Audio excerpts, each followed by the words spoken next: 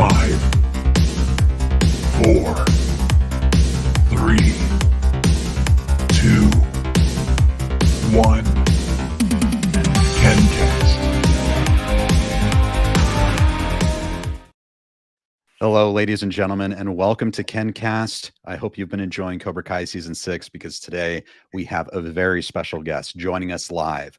You've seen him on shows such as the Emmy-winning Studio City series. You've also seen him on Bold and the Beautiful, among other great projects. However, I bet everyone watching today knows him best as Mike Barnes from Cobra Kai and Karate Kid 3. Ladies and gentlemen, I'm happy to introduce Sean Kanan. Sean, how are you today? I'm great, man. Thanks for having me back on. Oh, it's always great to have you on, Sean. And I have to take a second to say I love your office where you are right now. I see your Emmy. I see some amazing artwork behind you. Little sort of man cave stuff. There's a Mike Barnes character somebody made. Funko won't give me a pop, so I have to go bootleg black market. But yeah, it's my little man cave here. That's great. Well, Sean, so happy to talk to you now. This is the first time I've really had a chance to talk to you since the release of Cobra Kai Season 6. All I can say is this is a major treat for old school fans like me and Cobra Kai fans. And how are you feeling now? Like this experience being an actor in such a popular series right after a premiere, it must be pretty intense. It is, this is very different for me than it was in season 5, because in season 5, Netflix was very focused on keeping this under wraps, and we didn't have to do that for season 6. And they, put out a really great Mike Barnes promo, and so I feel like there's a lot more buzz about it, I guess. But it's just so much fun, being a part of something that people all over the world watch. It's got such a huge fan base. Just to even be like a little part of that is something very special. And I think also because it's the last season for the show, I think that's also attracted a pretty healthy audience. Oh yeah, it's I mean the stakes are so high. Everyone needs to know what happens, and so one of the first things that comes to mind is like everyone, since they've seen that clip they released, to watching episode 4, which is the absolute treat for fans. I think that is the episode that features Mike Barnes, and you're back, and you are in season 5. You were reformed and happy and settled at least at the beginning, but now you have, I don't know, the demons are still there. We've got a little there, right? Yeah. And so I need to ask you, just as a Mike Barnes fan, as an actor, which version do you like playing? Do you like playing like the old school, like intense Mike Barnes, or do you feel? I think as an actor, that's the easiest stuff to play. I'm always trying to find the nuances in characters. I always say that, good people sometimes do bad things. Bad people sometimes do good things. And it's the nanoshades of gray in characters and in people that makes it interesting. And, I think for Barnes, coming on board as a sensei for Daniel is his unspoken way of furthering his redemption arc. You know what I mean? Yeah, he says my way or the highway. And yeah, he's kind of like a gruff Marine sergeant. But in my mind, and it's never said in the show, I certainly don't think he's being compensated for this. I think, like he said, and actually this was, it wasn't an ad lib, but I cleared it with the big 3. I said, I really would like to look to Daniel and say, I blew my shot, and then look to the kids and say, I'm here to make sure you don't. And that wasn't entirely originally scripted. And I thought that adding that gives the guy some depth for why he's there. He's going to try and do the best he can to help these younger kids be better than he was. And so, I'm trying to find those moments of redemption and little moments of humor and things like that. So when you ask me, do I like playing just kind of the straight up bad guy? Sure, it's fun. It's not real challenging as an actor. What's challenging is to play that guy, but confined in behaving in a civil way and trying to be a better guy. That's kind of what I look for. That's Amazing. I love that. And John, I just want to bring in some comments. Some people watching right now. They're saying hello, Charles, Courtney. Excited to see you back in season 6. Mike Effin Barnes. Thanks, Robana. Mike Effin Drew. Barnes. I know, right? Guys, thank you so much, Dave Schrock. Thank you. I will. Somebody said the bad boy of carpentry. Could you see a picture of like Jesus and Mike Barnes, the 2 bad boys of carpentry? Right. And guys, we will get to as many of your comments as possible. But thank you for joining us, and be sure to contribute to the chat. So yes, we will be talking spoilers. So I know all of you have seen it already, but we will be talking spoilers. So Mike Barnes, so in season 6, he's back. He's still devoted to carpentry. You know, he's making things. And in your mind, did you talk about, like, with the big 3 or the writers or anything about, like, the things that happened? Obviously there was a Rembrandt at the end of season 5, and he might have had a pending divorce. And now in season 6, he seems to be kind of freer or on his own a bit. Yeah, I had mentioned multiple times about what happened with the Rembrandt, and you know, it's not cleared up in season 4. I'll leave it at that. But you know, in my eyes, you know, Mike was like wearing like this gorgeous white Gucci suit on a yacht off the coast of Capri with some bottle smoking a cigar, because he cashed in the the Rembrandt. I looked it up. I mean, that Rembrandt is arguably worth $100 million. So probably not the easiest thing to fence though either. So I don't know what happened with the Rembrandt. But you know, we didn't talk a whole lot about what I was going to be doing in season 6, other than I kept saying, who better than Mike Barnes, who's a 10th degree black belt. Everyone gives me a lot of crap about the number of slashes on the belt, which I agree. But you know, more when I got down there and we were, you know, getting into it on the fly, we would try some different things. And I just have to, you know, thank the big 3 and Ralph and Billy. You know, they're extremely collaborative, and it's kind of like, you know, best idea wins. And you know, they're very open to a lot of the stuff that I brought, whereas I think that might have been annoying for other actors. I don't know, but I think ultimately it took what was on the pages and you know, allowed me to elevate it even more as I was acting it. But I had some really great stuff to start with. But I got to say something. How about that costume though?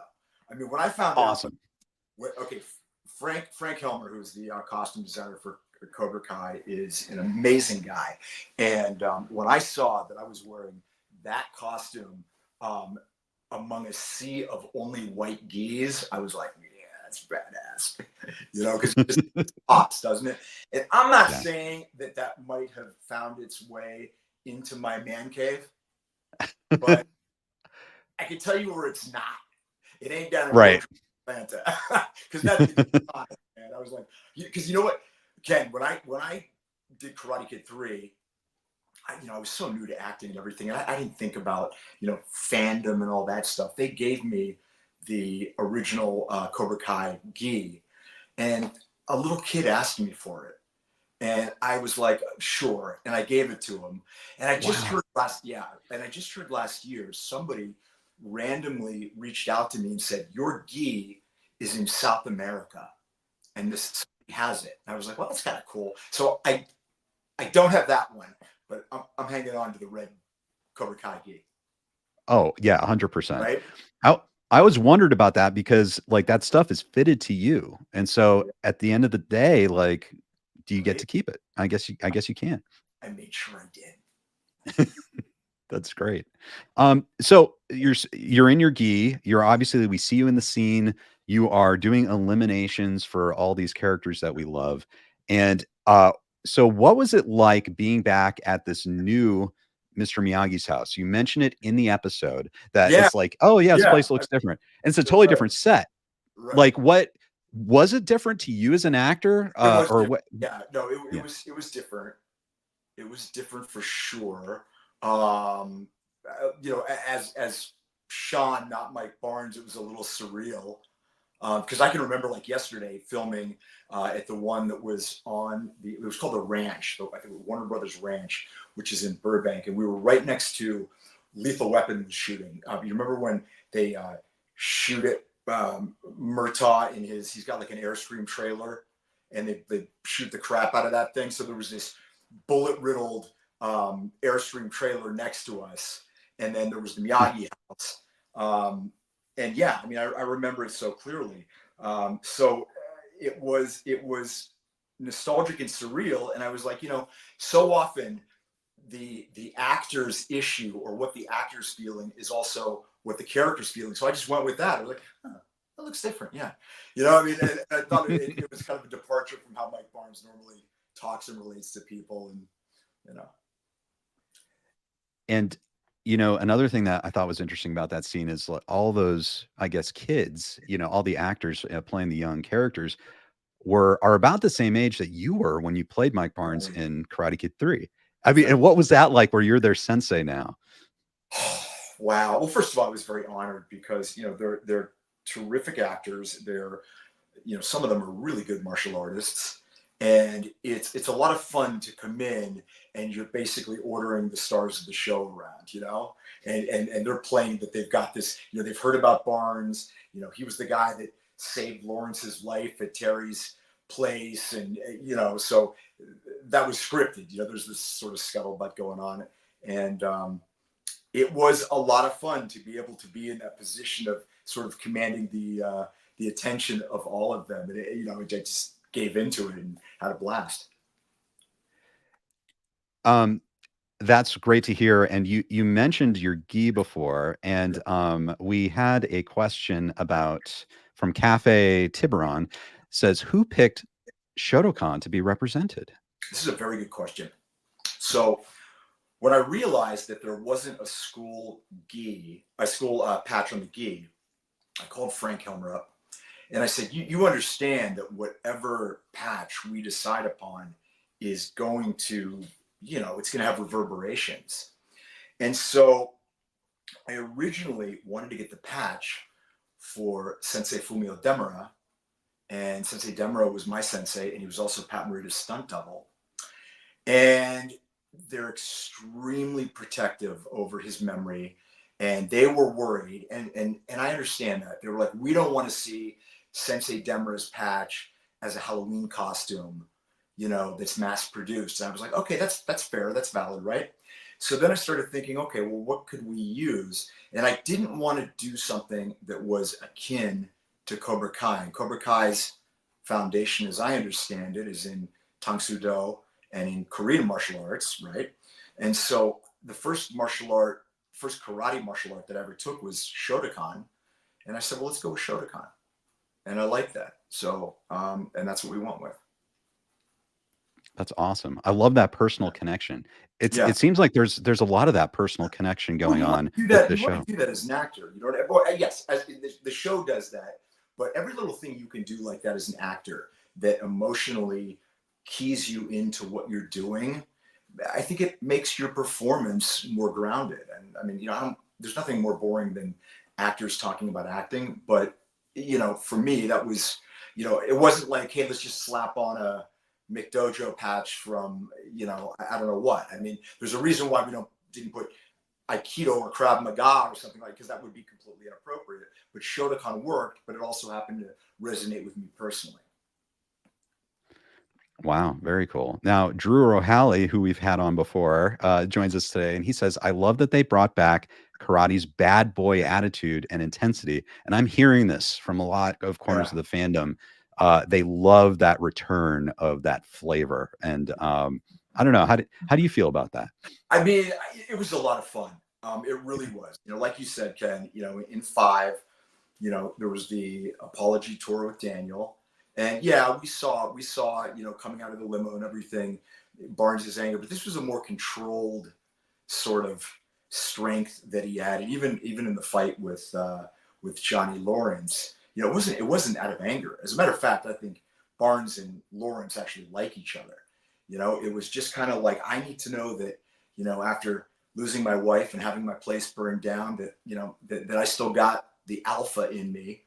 And, you know, there's this great meme that I love, and it's a lion roaring, and it says, I may be an old lion, but I'm still a fucking lion. And, you know, I think there's a reality. I sent that to Billy, and it was a lot of fun to be able to tap back into that part of the character, but not to the point that it was all I was doing, like in Karate Kid 3. That was the problem I had with Karate Kid 3. Look, there are a lot of other problems with it, but, you know, we never knew why Mike Barnes accepted this job. And I always wanted it to be, you know, maybe this is generic, but his mother needed an operation or something. You know, if you give the guy a reason for behaving like that, because he didn't hate Daniel. And he clearly said, this is business. You're standing in the way of my business. And it would have layered it. And I wasn't able to do that. They very much wanted a unidimensional thug that was going to terrify Daniel. And I guess to that end, I succeeded. And as I said in season 5 to the big 3, we discussed, I said, guys, you know, 35 years have passed. I don't care if this guy's become a worse human being and a complete sociopath. Let's go with that. But something happens to everybody in 35 years. And fortunately, we were able to show some self-awareness and some evolution, which I think made it more, you know, more interesting to watch. Oh yeah, 100%. And I think all of us fans, we can't believe we've gotten this gift of Mike Barnes returning again. I can't believe I got to be a part of something that is famous worldwide, and so much of that is because of the amazing fans, guys like you, Ken. I mean, it's, you know, it really is a little like walking on a cloud here, you know, and it's not lost on me. And I've said this before, one of the nicest things about Ralph and Yuji and Billy is they are all so non-jaded and pleasurably surprised and appreciative of this, you know. I think sometimes you work in Hollywood and entertainment, and it's easy to become jaded about stuff because there's a lot of rejection and disappointment and blah blah blah, and they're just like, I remember Ralph and I looked at each other at one point, can you believe 35 years later, like, here we are doing, who would have ever thought that? And who would have ever thought there'd be a scene with, you know, Mike Barnes and Chosen? I mean, it's given us the opportunity to do all this really fun stuff. Right. And you mentioned Mike Barnes and Chosen. And in this season, we have some great seeds between Mike Barnes and Johnny Lawrence. Oh. And that's John Spangler's asking, how was it working with Johnny Lawrence? And a lot of people have speculated, like, Mike Barnes, Johnny Lawrence, the two villains. So you know Mark Kerr over at Let's Be Water, or Be Like Water. Yes. So he put this together. Oh, that's great. Oh, that's beautiful. Like, is this gorgeous? Yep. Yes. I have these available if anyone wants them. I have a limited number, and I just think it's so beautiful. And he did one of me and Johnny. He did one of me and Chosen. And you know, all Josh Hill told me when I found out I was going to do season 6, which I didn't know for a while, and we can talk about my shoulder surgery thing too, is he said, you're going to have a bucket list fight. And I was like, did I finally get to fight Terry Silver? Because that'd be cool.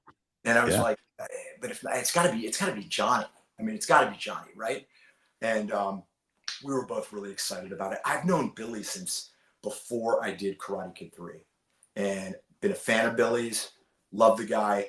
He's great. And I knew that me having kind of this storyline with Billy, that we would really try and bring some humor into it, and some, you know, you can see that these guys would have been buddies. You know what I mean?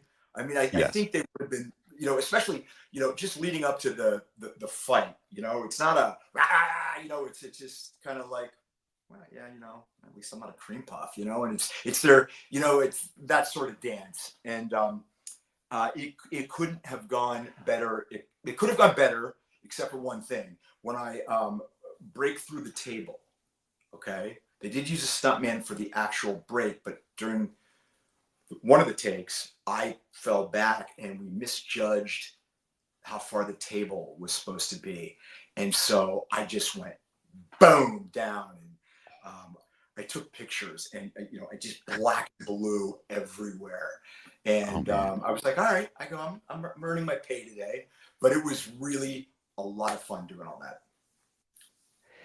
You know, it's interesting that you talk about that fight because you actually put off surgery Yeah. just in case you might come back as Mike Barnes. And Yeah. yeah, I wanted to kind of ask you about that because it kind of bookends what happened with Karate Kid 3. You know, obviously you had an injury in Karate Kid 3, and this Right. It's, how did that did falling like that kind of like it, injuries? it probably didn't help. Right. So in about 1993, I had a boxing storyline with Antonio Sabata when I was doing General Hospital. And so we were training like 3-4 times a week. And I was training with the instructor and I threw a left hook at him and he blocked it. And my arm stopped and my body went forward and I completely dislocated my shoulder, crashed to the ground, had to go to the hospital. To this day, the most painful thing that I've ever experienced until they gave me some Demerol. And then suddenly I was asking the doctor if he wanted to play tennis or something. I can't remember. But about 5 years ago, I was in the gym and I was doing push-ups and I heard this like loud audible pop and I knew I did something bad. And what I did that I didn't realize was I completely and massively tore my supraspinatus. Okay. But I didn't do anything about it. And then, and I didn't realize this until I saw my surgeon, I tore both my biceps working out too. And he's like, how are you walking around with torn biceps?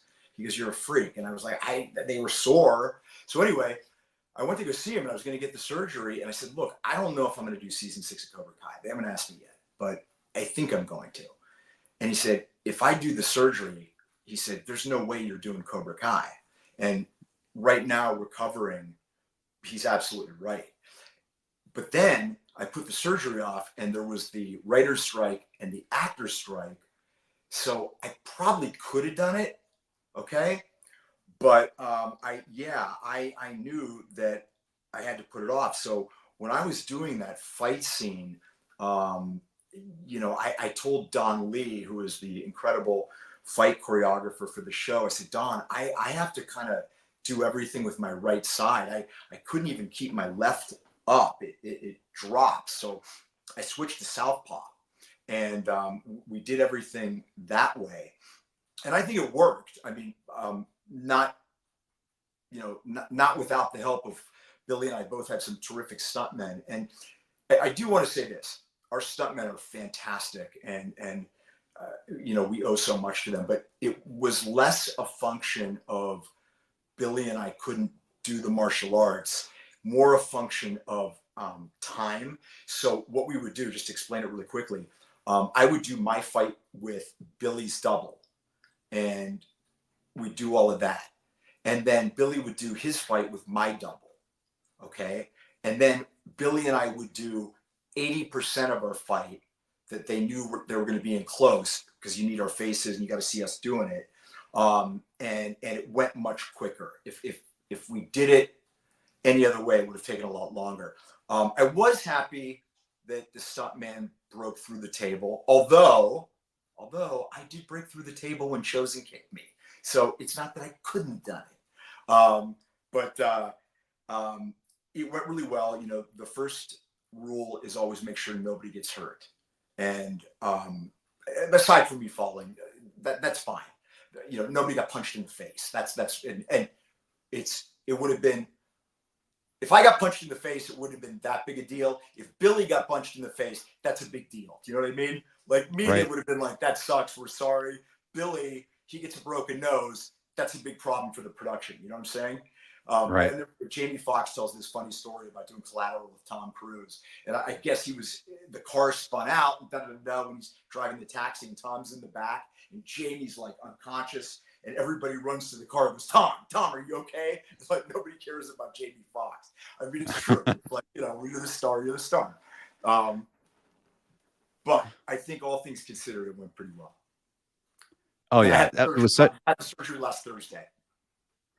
Oh, okay. Very good. So our best to you for your recovery time.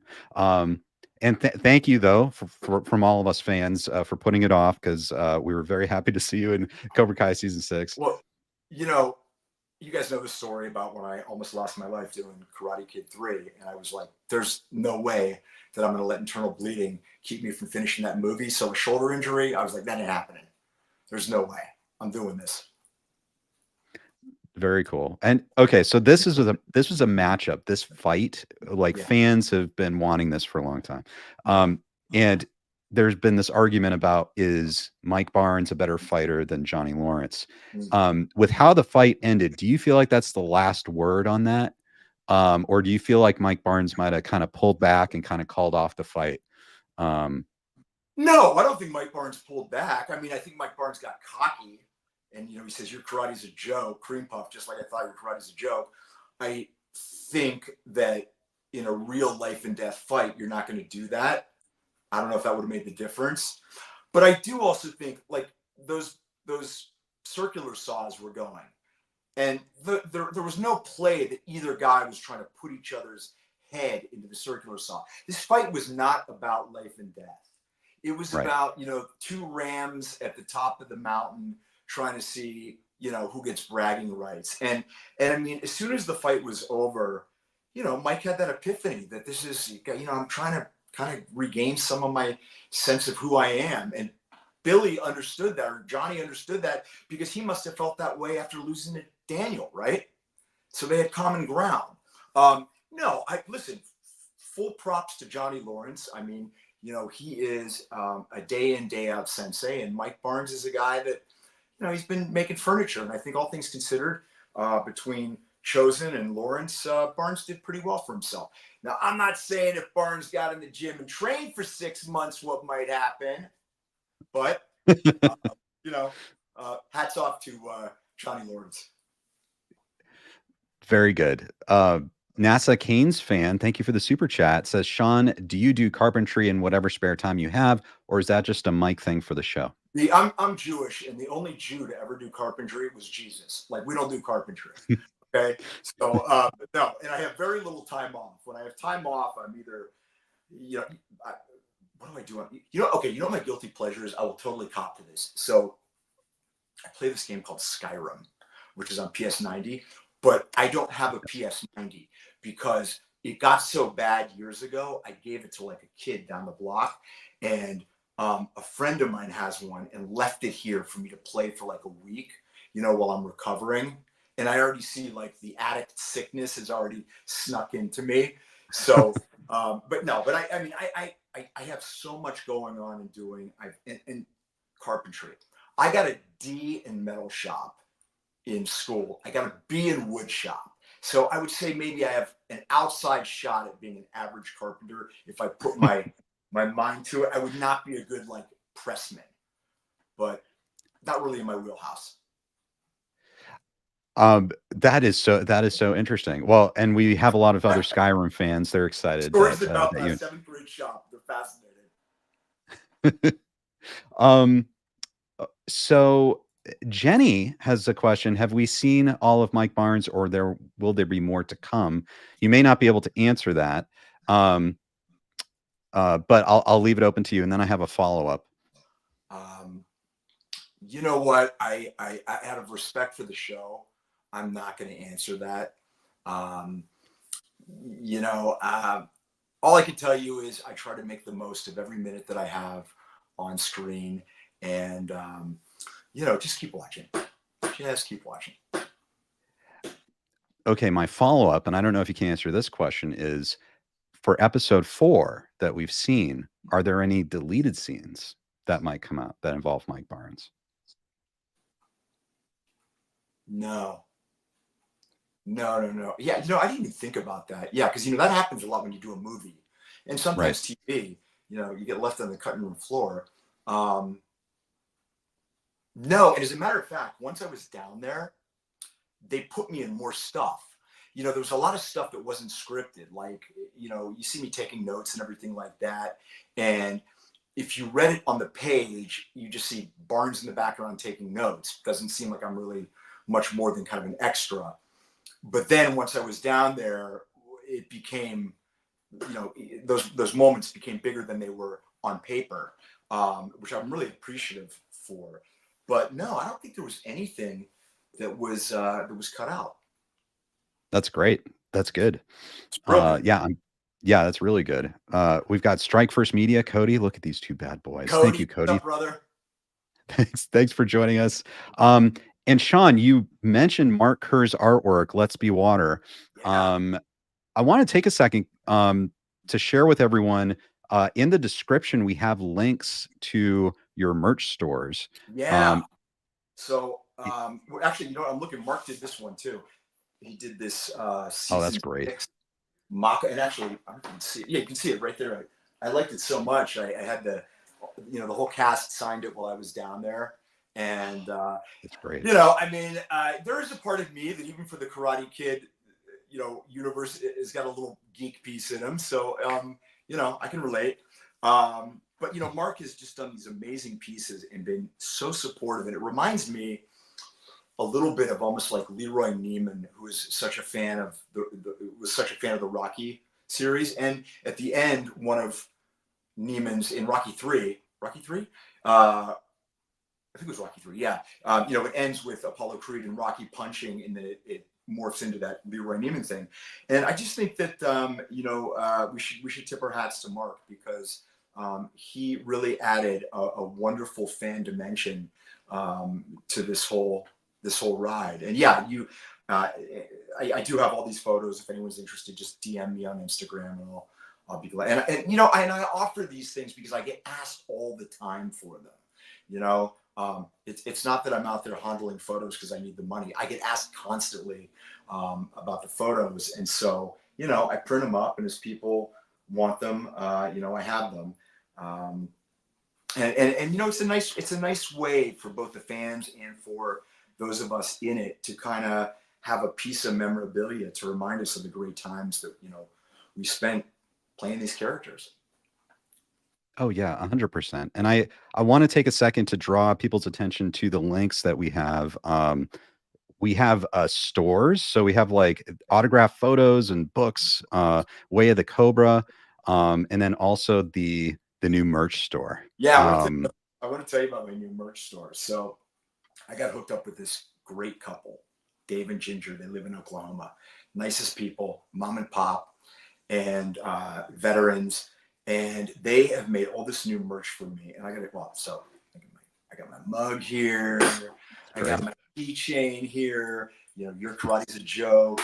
I got hats. I got my shirt. We're already talking about doing beef jerky and hot sauce and all this fun stuff. And that's great. Stuff's great quality too. I'm having trouble lifting this with my shoulder, but it's great quality. And a percentage of the proceeds go to USO. And USO supports our troops. And I first got involved with them when I went over to Bosnia and Kosovo and Macedonia to entertain the troops, probably about 1994. And they are a phenomenal organization.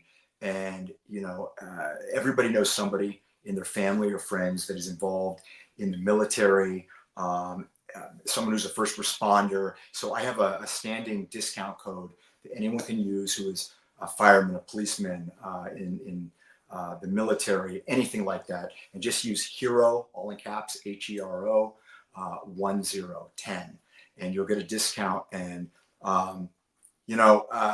please go check it out. You're gonna have a link to it, and it's terrific stuff. And a portion of the money goes to a very, very good cause. That's excellent. And I believe this is the link. No, that's not. Was that it? Oh, yeah. The different one. No, I think that was it. That was it, actually. I think that's it. Yes, Really Designs. Yeah, the company's called Really Designs in Oklahoma, and they're terrific. And that's it. And go check it out, guys. I think you'll really dig it. Oh wait, I got to show you this stuff. They sent me a couple of the samples, and this thing, I just think this is so badass. This is my bad boy of karate. Your karate's a coffee tumbler. This thing's awesome. So yeah, represent. Absolutely. And guys, if you can get all that stuff, the links actually are in the description of this live stream and this video right now. Just click on it. Tons of great stuff. There, you also have a Oh, I had the comment. You like how I It's do that? Ken, you like how I do that with my head? Hey, do you see my Emmy? Oh wait, there's two. 2 Emmys. Yeah, that's great. One of them's my wife's, though. I gotta be. I can't. I have to cop to that. Well, you know, and that's the thing. Like, we're talking about Mike Barnes and Cobra Kai, but outside of all that, you're an Yeah. Emmy-winning producer. You Studio City, which is now on Roku, correct? It's on Roku. It's on Yes. Tubi. It's on the Dub channel. It's on Amazon Prime. Yeah, it's on a bunch of channels. And if you haven't checked it out, please check it out. It's a great show. It really is. I'm so proud of it. I play an over-the-hill soap actor who just can't get out of his own way. And it's funny and it's sad and it's all sorts of stuff. And I will say, in the first season finale, you do have some very specific Karate Kid 3 references, which I thought was really cool. It was like, oh yeah, I know that. That's great. Right? So, Right. Yep. Yeah, I think people enjoy it. I actually did that. Beautiful too. I got a script one day, and there were it was around Halloween, and kids were trick or treating, and they wrote the kid had like a gi on, and I see this line that says, "Your karate is a joke," and I was like, trying to steal my tagline, eh? But you know, everybody wants to get in on the act. oh yeah. Well, in this episode, and you got to say that tagline too. Like that was huge. That must have been pretty satisfying. That was so satisfying. And I forgot the whole thing about Johnny's a cream puff. Like I forgot about it. And now people love that too. And I was like, this is great. And my boss, who is the executive producer, head writer, Bradley Bell, who is amazing, is a big Karate Kid Cobra Kai fan. And so it's a lot of fun. You know, all the guys who, you know, work behind the camera and the crew at the show, and like the girl who plays Annika Noel, who plays my daughter, they're all huge Cobra Kai fans. And so they're, you know, like, what's going on? Tell us the story. I'm like, I can't, but yeah. Oh, that's so funny. It's like fun. Other people in the entertainment industry that are fans, but you can't tell them. I've heard from people, Ken, in the last 4 days that I haven't heard from in like 10 years. You know, you think I won the lottery, you know, when I was giving out that free money. Congratulations, Sean. Very well deserved. We are very psyched that Mike Barnes is back. And I'm so glad it's such a great showcase. On that store, you do have, I think, those old posters, and we have Governor, who is one of our favorite people here on the channel. Does Sean have any thoughts on the author of Karate's Bad Boy article, The Tournament Terror, being the same as the All Valley referee, Pat Johnson? And that is a very detailed question. It is indeed. Well, for those of you that don't know who Pat is, going back, Pat was captain of Chuck Norris's demo team, I believe in the 70s. We lost Pat, a true martial arts master. He was the fight choreographer for all of the Karate Kid films. He is in Enter the Dragon. He has a small cameo in Enter the Dragon. So we used to do that when we were doing Karate Kid 3. He had this one line. He walks onto the golf green to get money that John Saxon owes him. He goes, "The dough, Roper, we got to break something." So we start, "Dough, Roper, we got to break something." Pat was a very serious, like, you know, you didn't mess with, you know, Mr. Johnson, but he had a heart of gold. I think it's great that throughout the Karate Kid, there's different homages to different people in the movie. And whether you know it or not, if you look at the guy that I'm yelling at, that's Sensei Fumio Demura, who was Pat Morita's stunt double, was, you know, my sensei. And, you know, they're just sort of little, I guess, Easter eggs or whatever that you would call them. And I think that's really great. Yes, absolutely. And so so how much time did you get with Pat Johnson on Karate Kid 3 during this tournament? Sometimes too much, believe me, when I was having to like rehearse and practice and what I mean, you know, think about it. I mean, I had 4 or 5 fights. had to learn the choreography for all of them, had to train. And, here's the thing. Ron Thomas is a phenomenal martial artist. I was a good martial artist with strong basics, but there were limits to what I could do. And so, they had to look at what I could do and what I couldn't do. And most of that was Mr. Johnson's inference of what I could do, and make me look like a guy that was a national champion. And I think what I was able to do, I could do well, but you see some of this amazing stuff that this young Korean actor who's on season 6 does. I mean, I can't do that. I mean, what I did do when I knew I was going back down for season 6 was I started training privately in Taekwondo. And so I was training several times a week in Taekwondo, because in the event that I had to do something a little more flashy, I wanted to at least have been working on stuff, which I did.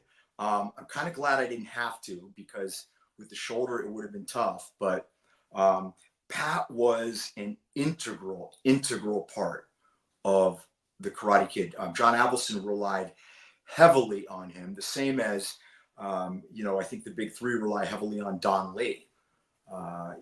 So a lot of times when you don't see the sausage being made, but the guys that are grinding it, like Don Lee and Pat Johnson, super important. Indeed. And we have more questions from Karate Kid 3. Hot Dog Crazy asks, I wonder if Kanan was considered for Silver's role back in the day. No, I wasn't. Purely Mike Barnes. No, if you guys haven't seen this, by the way, there's an interview on the set of The Bold and the Beautiful that Entertainment Tonight did. And I said to the, and you can get it, just put Sean Kanan, Entertainment Tonight. And I said, this is so real, because when I was auditioning for Karate Kid 3, Entertainment Tonight interviewed me, and they said, oh, we'll find it. So I had this very specific idea in my head of what it was like when I was at the open call and going through the process of screen testing with Ralph, etc. But I hadn't seen it in probably 35 years, because they found that footage. So you can see the exact honest to God moment when Academy Award winning director from Rocky and Karate Kid 2 director John Avildsen comes up to me and we meet. And I knew I had about 4 seconds to get this guy's attention so that I could go and screen test. And you can see my voice is like 3 octaves higher. And you can see here's this hungry kid. And I wanted it so badly. And it's almost like the Blues Brothers, like we're on a mission from God. Like I just felt this strange sense of destiny that I was going to get this. And I've said this before. I remember I went back to my little hometown of Newcastle, Pennsylvania. I was in LA, and I said to my friends, we were sitting on a stoop outside this gas station that we used to hang out at, my misspent youth. And I was like, so there's this audition for the new bad guy in Karate Kid 3. And I said, I'm going to get this part. And they didn't laugh at me. They were like, you go get it. And so I just felt like there was like almost something bigger than me pulling me. And when I didn't get it after my screen test and they hired someone else, and I was crushed. And then when they fired that young man and brought me back, and then when I almost died filming it, and not only didn't die, but was able to do all my own stunts and finish the film, I just felt on some level there was some kind of plan bigger than me to do this. I mean, look, I'm not trying to say I'm Gandhi, and I'm not giving it any, importance beyond the fact that it's a little odd, but I feel like something else, had a direct hand in my being able to do the film and probably ultimately being Cobra Kai. That's kind of cool. Like even being fans of that, knowing that it was meant to be. That's fun. So. Yeah. We have Jenny asks, will you attend any convention in Italy soon? Would love to be able to meet you. I would love to. They haven't invited me to any. I know I'm going to be going to Italy this year, but they have not invited me to an Italian one. I would absolutely love to go. Do you have any other convention appearances coming up? I do. I have a list because I've been, okay, so I'm going to be going to Chiller in Parsippany, New Jersey, which is October 24th and 25th.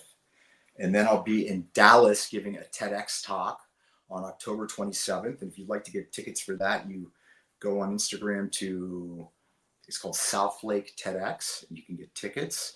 I am going to be, what else? I'm going to be in London, or actually, I'm going to be in South England, and there's September 22nd, and there's a flyer on my Instagram for that.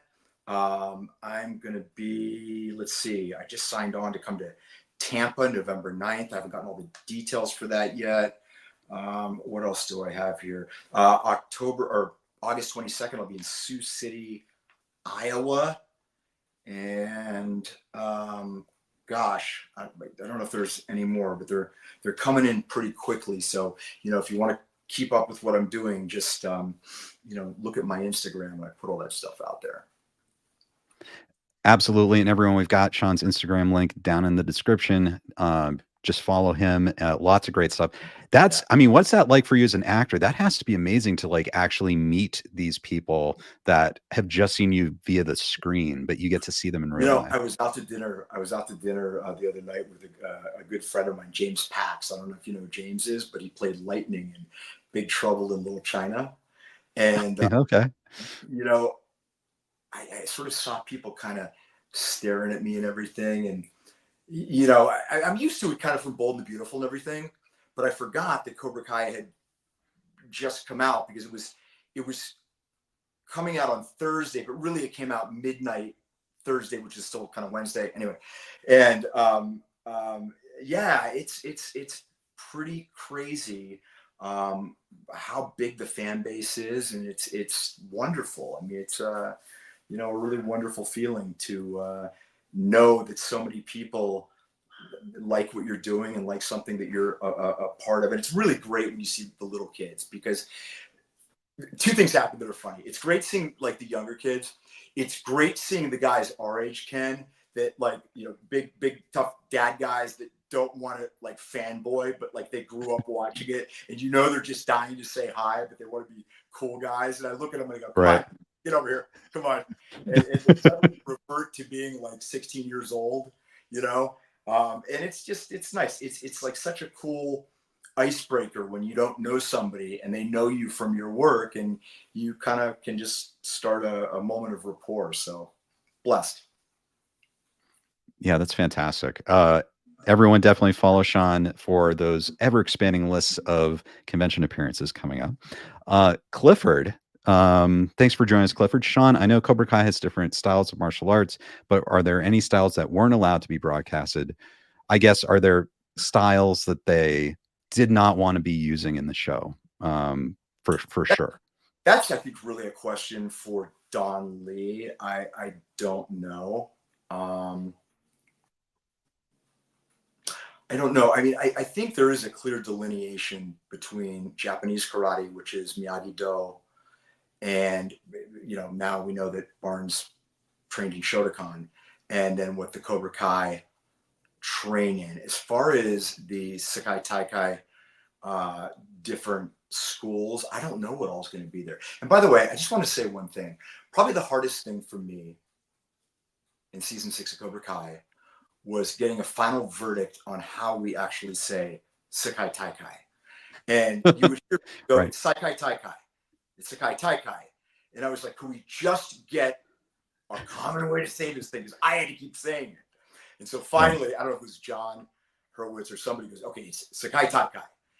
And I think when I was learning my lines, I kept hearing something different anyway. But it was pretty funny that everybody had a different spin on how to say that. But that was probably more challenging than the fight scene. No kidding. And so it's Sekai Taikai. Sekai Taikai, as I am told. It's probably completely wrong. It's probably Japanese people really pissed off. But well, that's great. Well, folks, you hear it here first. You can now say it correctly. Everyone on the internet's going to say it different ways. You can say it correctly. So thank you so much, Sean. Zach says, Sean, what do you think about an Expendables type movie, but about Asian martial arts, a movie entirely not Karate Kid related, but Karate Kid like, with you, William Zabka, Ralph Macchio? Timac. basically everyone. Do you know who Timac is, don't you? I probably would if I saw Timac. He's Leroy. Show enough. Don't you remember? Oh, okay, gotcha. Okay, yeah. That so yeah, hell yeah. Oh, look, I put something out in the on social as a joke.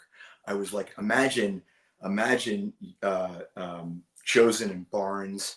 They're two senseis by day, detectives by night, and they're trying to navigate the over 50s dating scene, living together in the valley like the Odd Couple. You know, Chosen's just a drunken slob, and Barnes is like an OCD clean freak.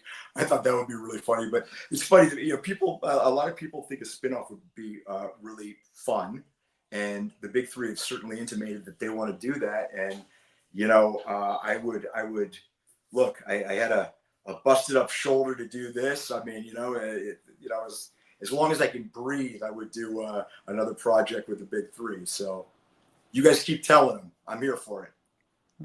That's great. I know we definitely would love Mike Barnes back in a spinoff, 100%, because like you know, he runs I don't know, a daycare agency, or he's like you know, he's like a personal development coach, or an anger management coach or something like that. I don't know. That would be amazing. Oh yeah. Right. Perfect. And then making furniture on the side, right? trying to channel that into, Yeah, you know, doing something constructive. Yeah. I like it. That's great. I'll watch it. That's fantastic. And so great. So you would be open to a spinoff. Yeah. I know, you know, we've been talking about all these spinoffs of these great characters, say like, you know, Terry Silver, and some people have asked, what was it like working with Thomasine Griffith again last season on the Cobra Kai show? I mean, it was great. I haven't seen Thomas a lot over the years. You know, it's great. He looks the same. He always looks to me like a big panther, like a big cat. You know, he's lean and tall, and he's a phenomenal martial artist, and he looks fantastic with his now silver hair. And it was great to reconnect with him. You know, that was one of the nicest things about this whole experience. You know, getting to really, you know, spend some time with Billy and Ralph, and you know, Marty and I did a play years ago, and Marty spoke when I got my star on the Palm Springs Walk of Fame. So we've kept in touch, and I've done his podcast and everything, but other people I haven't. And it was really nice, because I think, you know, once you're a part of the Karate Kid universe, it's like you're sort of in this exclusive club where even if you don't see each other for a long time, you've got this common framework of an experience that you went through, and we'll always have that in common. And it's nice. Indeed. And, you know, people are asking also here about your real life martial arts experience, which I'm sure has been impacted by being a part of that universe. Joel says, question for you, Sean, are you a real martial artist? And if you are, what do you practice? Well, I mean, it depends how you define a real martial artist. I mean, I've trained off and on in martial arts most of my life. There's times I've trained more and times I've trained less. I've trained in different styles. I always like to joke that I can get my ass kicked in 5 different styles. You know, for me, martial arts has been one of the defining parts of who I am as a person. You know, I think martial arts is very personal in the sense that whatever your journey in martial arts is, you do what you can do. And you do it with the principles of martial arts, which are humility and honor and courage and strength and all those things. And hopefully I've acquired some of those. And sure, you learn to defend yourself in martial arts, but I would say that the other qualities are every bit as important when you compare the lessons. And it's something that I'll hopefully always be involved in. So, you know, am I Michael Jai White? No, of course not. But am I someone that, you know, is involved in martial arts and probably always will be? Yes. Yeah, I mean, I was training right up until I left for season 6. And then when I got back, I just had to have the surgery. I had to stop. But I mean, as soon as my shoulders healed, and they're telling me it's going to be, better than it was in a long time, I'm right back in. And how long does the recovery take? For some reason, rotator cuff surgery is supposed to be one of the most painful and one of the lengthiest recoveries. I'm thinking that it's going to be about 3.5 months at least. They won't even let me start PT for 6 months, for 6 weeks. And like right now, I have to sleep in a recliner. I mean, you saw, I can't lift my arm, but you saw that it's completely black and blue. I don't know. Let's see if you can see this. How do I do this? I'm not missing the camera there. Wait a second. That's Oh, wow. Oh, yeah. Oh, there it is. There it is. Oh, wow. You guys see that? Man. Yeah. So it's pretty painful. Thank God there's better living through pharmaceuticals. But it's hard. Like, you take for granted, if you're blessed enough to have 2 arms, you reach for things, and I can't do any of that.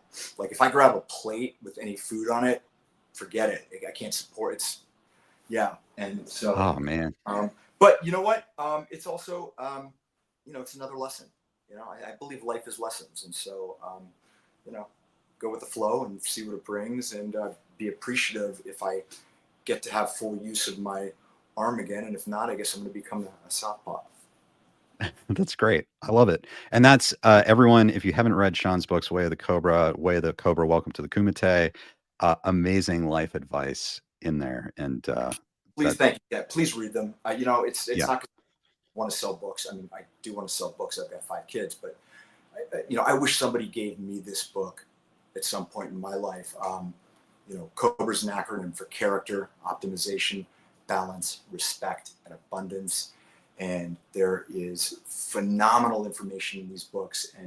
And I can say it's phenomenal because it's not my information. It's all of our information, because it's the truth.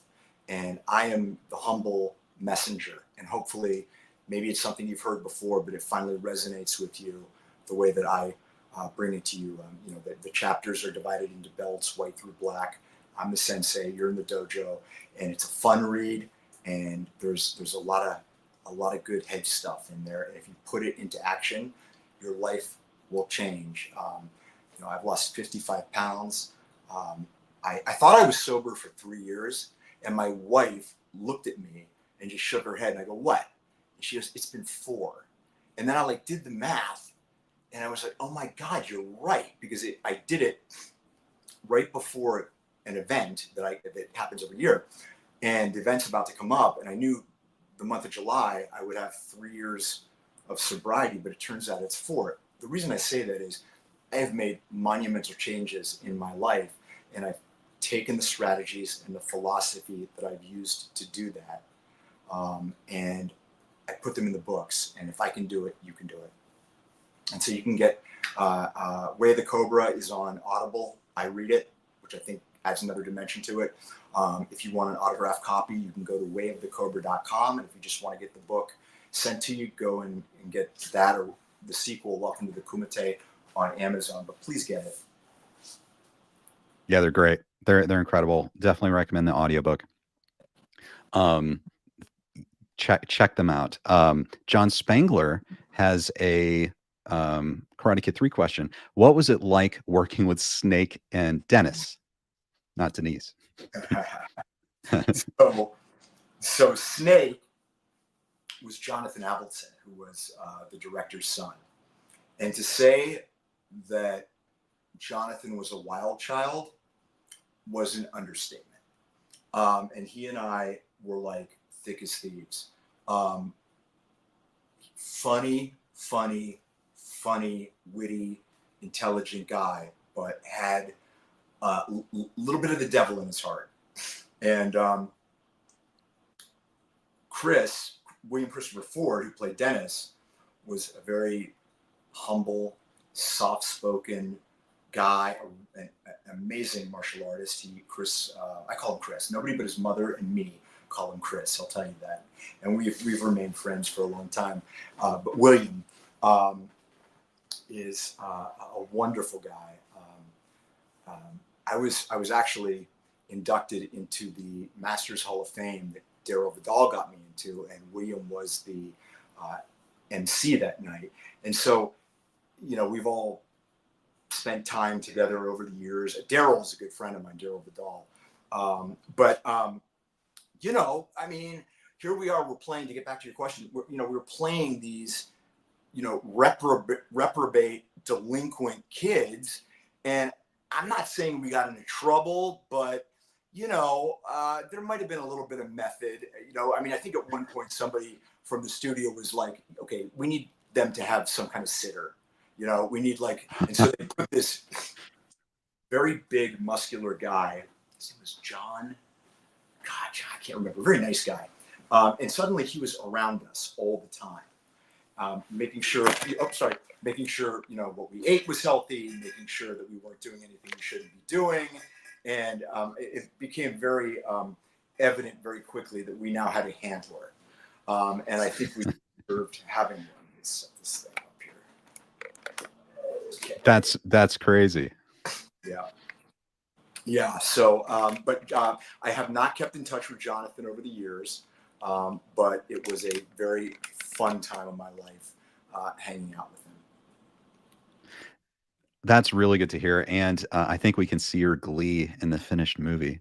Robana, thanks for the super chat. Sean, were you a fan of Karate Kid before Karate Kid 3? Heck yeah. Come on. I mean, like I always say, I was a guy that, you know, bought a ticket to go see the Karate Kid and go see the Karate Kid 2.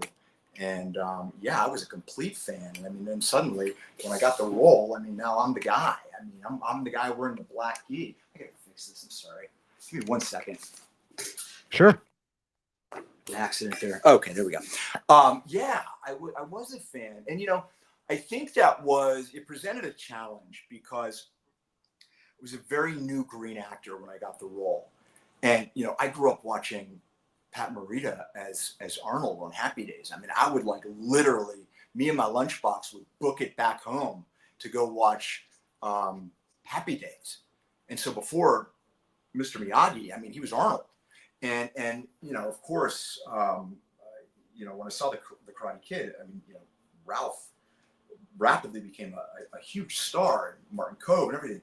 And so now there I am working with them, and it took me, I had to recalibrate, not even recalibrate, I had to change my perception and recognize that I'm now a professional actor, you know? And I think probably I was a little like, wow, this is great. We're all going to be best friends and whatever. Kind of the same thing as like, you know, if you saw that documentary about the Breakfast Club and people would be like, well, we just thought you guys all like hang out all the time and go get drinks together and da-da-da-da. And that's not true. And so I had to kind of, you know, realize I'm in a very professional situation. There's a lot of money on the line. They are putting a tremendous amount of faith in me, who is an unknown. And it was a good learning experience because I learned a lot on that movie. I mean, I learned a lot about myself through, you know, the surgery I had. But also, when the film was about to come out, you know, Ralph and Pat had promoted the first 2 films. They didn't really want to go out on the road. So I got to do a 12 city, I mean, major studio level press tour, which was great because it taught me at the beginning of my career how to interact with the media. And so I became very, very adept at a young age how to speak, sometimes in sound bites, effectively, like an adult, authentically. And you know, a lot of times in a young actor's career, you'll say something that you don't really mean or something like that, and you learn by getting kind of spanked by the media. And that didn't happen to me because I got thrown into the lion's den.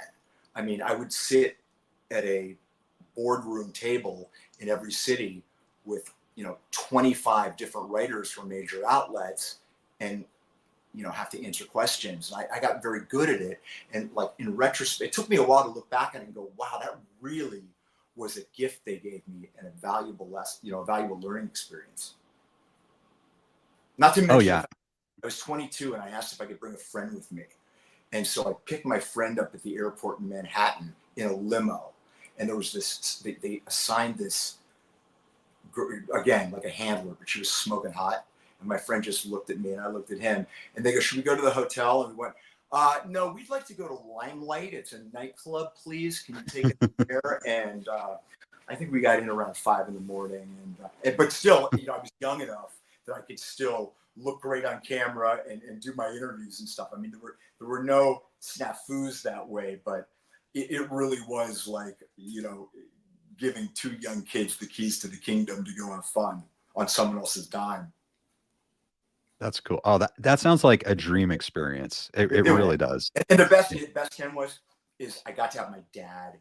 My mom, for some reason, didn't come. My dad met me in Boston, where I had gone to college like 2 years before, and my dad got to come to the Four Seasons and see me do all the interviews, and he was like, "Wow." He's like, you know, I'm impressed, you know. So that was special. That's great. Where'd you go to school in Boston? I went to Boston University for 2 years, and then I transferred to UCLA because I wanted to start my acting career, and finished my degree in political science.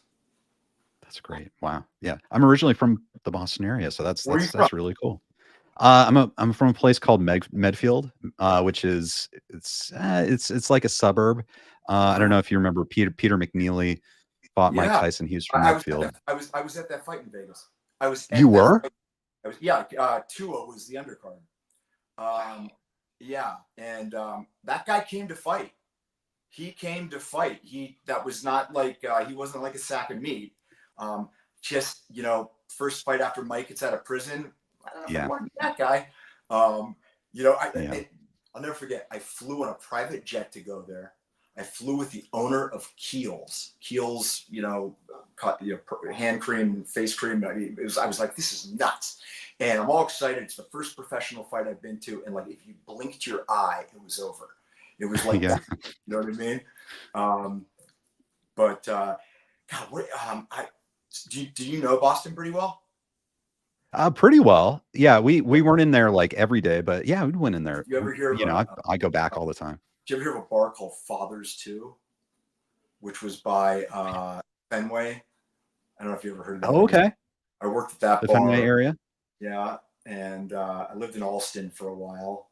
And yeah, I mean, I love Boston. Boston was a lot of fun. And I tried to start an acting career there. I kept trying to get with this agency that, I mean, it was just extra work, you know, and I couldn't even get extra work. Okay. And I'll never forget, I got on the show called Spencer for Hire with Robert Urich. Mm-hmm. And I'm supposed to be a kid in a bookstore, right? Like way in the background. And I've seen the episode like 2 times since then. And you can literally see me in the back of this bookstore and I'm jumping up and down, trying to find the camera. I mean, it's the funniest thing you've ever seen. I mean, I'm just like anything to get noticed. And yeah, so that was the beginning of my acting career. Yeah. Wow. Oh, that's fantastic. Not for me, it was. Yeah. That's so cool that it started in Boston, you know, and BU is an amazing school. So very, very cool. So talking about kids in college, Bottle FC 12 asks, who's your favorite Cobra Kai kid? I guess out of the bunch, do you have a favorite character? That's a tough one. I mean, you know, they're all great kids. You know, I have to say, I got a real soft spot in my heart for Dimitri. You know, I really like Johnny's character, and you know, I like the Binary Brothers. They're all great kids. Tanner and Shola. I mean, I don't know if you guys saw that picture I posted on Instagram. You know, we had just worked for hours and hours. What I didn't realize was Atlanta would be freezing. Like, so we'd get there at 5 a.m, and I mean, it was bitter cold, and you're wearing these skis. And so we had a long day, and Shola was just like conked out next to me on the bus, and I just took a picture like that. I think I've got it. Here, let me pull it up. There it is. Yeah, there it is. There it is. But you know, they're great kids, and it's just going to be really fun to see what these young men and women do in their careers from here, because I think, you know, the sky's the limit for a lot of them. And it's going to be really nice because, you know, it's nice to see, you know, they're polite. They're you can tell they're nice, they're kind. And, you know, you just want to see them succeed. Yes. I know we love everyone's so nice, and that everyone I've met on They that are, cast is just so amazing. Amazing. every one Very of them. cool. Yeah. We Except for have except for that Machio guy. Let me tell you about it. He's been a pain for a long time, That huh? guy. That's great. NASA Canes fan, thanks for the super chat. Since you have a degree in political science, would Mike Barnes run for governor of the Cobra Kai version of LA? Your bill's a joke and I won't sign it. I don't know. Mike Barnes, he's kind of got that kind of champion excellence quality to him. Yeah, I think he could whip votes pretty well. Yeah, sure. I like that. Yeah, run that up the flagpole with the big three. Mike Barnes, California spinoff. Hey, if any of you guys, the big three, John, Josh, and Hayden, are watching right now, amazing ideas here for more Mike Barnes. It's gold, boys. Yeah. Okay, so Jane Motz asks, "Hello, Sean and Kanan. Who's your favorite Cobra Kai villain? Do you have one?" Yeah, Mike Barnes. Duh. You know, I That's mean, I great. don't really think of Johnny Lawrence as a villain. Terry Silver is a great villain. He would be my second favorite. And you know, Chosen, not a villain anymore. So I'm just gonna throw my hat in the ring with Mike Barnes. That's fantastic. And people were, you're talking about Ron Thomas, obviously William Zabka. I saw some comments earlier about, do you know Chad McQueen, who played Dutch in the original? Here's something interesting. I've never met Chad McQueen, but I dated his late sister Terry for a little while. No way. So yeah, so I knew her, and I never got to meet Chad. No, never met him. I would like to. The guy thought he crushed it in Karate Kid. And, yeah. Yeah. I know a lot of people hope that somehow he's in season 6, but yeah, that's interesting. That's great. And did you ever meet Rob Garrison, who played Tommy? I did. I met Rob several times, and a very, very nice guy. It was very sad, ending to his life, and he was missed, and I'm really glad that he got to do that final episode in Cobra Kai, because that will remain, an homage to him. Yes. And Sean, for everyone who's just joining, hello, by the way. Thanks for joining. We have an amazing crowd today. You guys have been firing amazing questions. I know I get asked about a lot of these things, memorabilia. I'm going to kind of flash a few things up really quick. Okay, so this is the merch store. This is brand new. This has been launched. There's a link in the description. And Sean, this is what you're talking about, where people. We are adding new products weekly. It's family owned and operated by veterans. It's called Really Designs. Great people from Oklahoma, and a portion of the proceeds go to support our troops because I'll be giving it to USO. And so, please just pick something up. Supports the troops. And come on, who the hell doesn't want to rock one of these at Starbucks? Come on, rock that stupid Starbucks logo. Get your mama your karate's a joke, or Cobra Kai, not Cobra Kai. I love it. I can't say that. Way the Cobra Cuban. There's a lot of fun stuff there, and it's really well made too. I'm wearing one of the shirts now, and so please go check it out. And here's a discount code for you. If you are for today, it's for everybody, but it's normally for first responders, military, etc. Put Hero 10, all caps, HERO 10, get a 10% discount, and we stand by all the merchandise. If something doesn't work out, you send it back. We'll make it right, and show your pride. That's fantastic. And then you mentioned, I wanted to bring up this too because I think I'm going to have to get something in here. But oops, let me bring this up. Yeah. So this link is also in the description, Yeah, like you know what? autograph photos. Honestly, I'm looking at some of those photos, and I know for a fact I don't have some of them. Just go on my Instagram. I have a bunch of them posted right now, and I'm actually kind of running a little special where if you buy a photo, and they're beautiful, like 11 by 14 prints. They're big, and you also get Yeah. a personalized video, and they're like $75, and I'll personalize them and sign them. And a part of that is also going to USO too. So get a photo of Mike Barnes and do something good for the world. And just DM me, and I'll tell you how to go about getting them. That's fantastic. Yeah, I think I'm going to have to check that out. Strife the Warrior, he has an amazing YouTube channel. Good stream, Yeah. Kenny. Sean, any convention appearances in your future? I missed my chance to meet you in Texas 2 years ago. You know what? Funny you should say Texas, because I am going to be giving a TEDx talk in Dallas on October 27th. And although there is limited seating, it is open to the public. And I'll tell you right now how you go about getting tickets. Let's take a second here. Go on Instagram, and you are going to go to TEDx South Lake. TEDx South Lake. And it's another nonprofit, and you can get tickets. It's going to be at 300 South Main Street, Grapevine, Texas, which is apparently very close to Dallas. I'm going to be at Chiller in New Jersey, October 24th.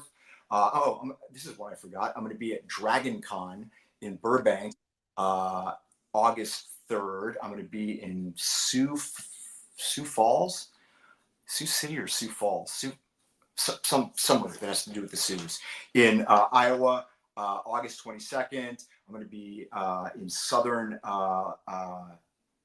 England, September 22nd. Let's see. These are all on my Instagram, you guys. I literally had so many coming up. I made a list this morning, and I've got to like type it up and get it to people. But I've got a ton of appearances coming up, so please check them out. That's great. I know these events are so amazing where we can meet. Love doing it. I love Yeah. meeting. I love meeting the fans. I've made so many friends at these cons where I have, continued to have terrific, great relationships with people that I really love it. So, and like I was telling you that I've got that little fanboy inside of me. I get excited seeing some of the people that are the other guests. And I was at Terrificon last year, and I met Michael Bean, Johnny Ringo, right? And I was like fanboying. He whips out his phone, and he proceeds to find a scene in the script from Tombstone that did not make it into the film. And he proceeds to act out the scene for me. And I'm like, holy shit, I'm watching Johnny Ringo right here. And it was just like, you never know who you're gonna meet at these things. So they're a blast, and I really love doing them. That's incredible. Yeah, Tombstone, amazing movie. That's what a cool experience. So Mike Barnes, we can't talk about what's going to happen say with Cobra Kai in the future, but what parts of Mike Barnes would you like to explore if you had the opportunity? People have talked about spinoff, but what would you like to see for Mike Barnes in the future? I'd like to know more backstory. I mean, I'd like to know why a 17-year-old boy was, able to come down to a metropolis like Los Angeles and, get involved in all of this. What was his, parental structure like, and was he in trouble running away from something, or was he trying to help someone? Like Barnes or not, you cannot deny the fact that somebody that is a national champion at everything, I mean, at anything, has some extraordinary qualities above and beyond just the physicality. There are, my acting teacher, the late Roy London, used to say, I have more in common with a successful plumber than I do with an unsuccessful acting teacher, because the same thing that it takes to get at the top of the plumbing game is the same as the acting game, is the same as a professional athlete, is the same as selling insurance. You know, you have to have character, you have to be respectful, you have to be diligent, hardworking, and hustle and blah, blah, blah. And so, like him or not, Barnes has some extraordinary qualities. And I'd like to see if he was able to ever channel those in a positive way, what that guy could accomplish. I think we would all love to see that. Do you feel like there are moments in this recent story, from season 5 to season 6, that you'd love to kind of go in and see more of, like things that happened, like in flashbacks or something? Yeah, I mean, I'd certainly like to know what happened with his wife. I'd like to know what the hell happened with the Rembrandt. I would like to see, now that Barnes has lost his furniture store and has had a major setback, where would he go from here? And I think there's an inkling that he's on the right path, because, like I said, he's a sensei for Miyagi-Do, not doing this for money. He's doing this to help these kids, and to be of service in his own way. And that leads me to believe that there's hope for Barnes. Do you know what I mean? And I like that. Yeah. I mean, I certainly would not have liked Barnes, if I met him back in the day, but I think Mike Barnes now, maybe he'd be okay. Yeah. It's like you've made him, the way you've played him, he's really just run the gamut. I mean, maybe more so than any other character in the series, just from like heartless mercenary to, to just this very complicated but sympathetic character. So, I think he was so uncomplicated in 3, and I really, I think honestly, if I was a better, more experienced actor in 3, even though it wasn't necessarily on the page, and not because the writing wasn't good, because that was the story they were telling, I could have brought nuance to him. I tried to bring as much as I could with my very nascent set of acting tools, if that makes sense. And now, you see the difference, right? I mean, it's like I'm able to bring a lot more nuance to it. And I think had I been able to do that back then, it would have been an even more interesting character. But, I'm really appreciative for the opportunity that I always say, get another bite at the apple. It's not often that, you finish a painting and then, for better or for worse, it goes to market, and then you get to take it back and go, oh, I don't fix that, Well, be that as it may, because I understand, you are a great actor, a great perfectionist. We love you. Even, in Karate Kid 3, we thought you were amazing. So we're very thankful that you did that role. And thank you for joining us today. And I always love talking with you, Sean. It's so exciting now after Cobra Kai. And you and I become friends. And that's one of the nicest things about this whole experience. I know everyone that Cobra Kai is going away, but I really hope that all the friendships that have been forged over our common love of this whole universe, that those continue to honor the show as, kind of a living homage through the friendships that we've all built all over the world. So I know you and I will continue to be friends. Absolutely. And 100%. And it's so great to call you a friend. And then, of course, everyone here watching, everyone seems to be on the same page. It's a unique fandom. I think it's like we have that instant connection. I think, right now, things are so divisive right now. Can we just at least all agree that Mike Barnes was the greatest fighter in the Karate Kid universe? Can we just get just kidding. Anyway, yes, that's the conclusion. I mean, that's my conclusion. I'm going to have to say goodbye for 2 reasons. First, I have to use the bathroom really badly, and second of all, I have to. But thank you, Ken, from the bottom of my heart, and I just want to thank every single one of the fans. You people are amazing, and I wouldn't be here without you. And from the bottom of my heart, I thank you for giving me this incredible gift in my career and in my life. So thank you. All right, guys. Thank you, Sean. I'm outies. Catch you next time. I'll see you. Bye. Want to be part of the live KenCast show? Subscribe to the Ken Cole YouTube channel and hit the notification bell to get alerts about every new show. Thanks for joining us, and we look forward to seeing you next time on KenCast.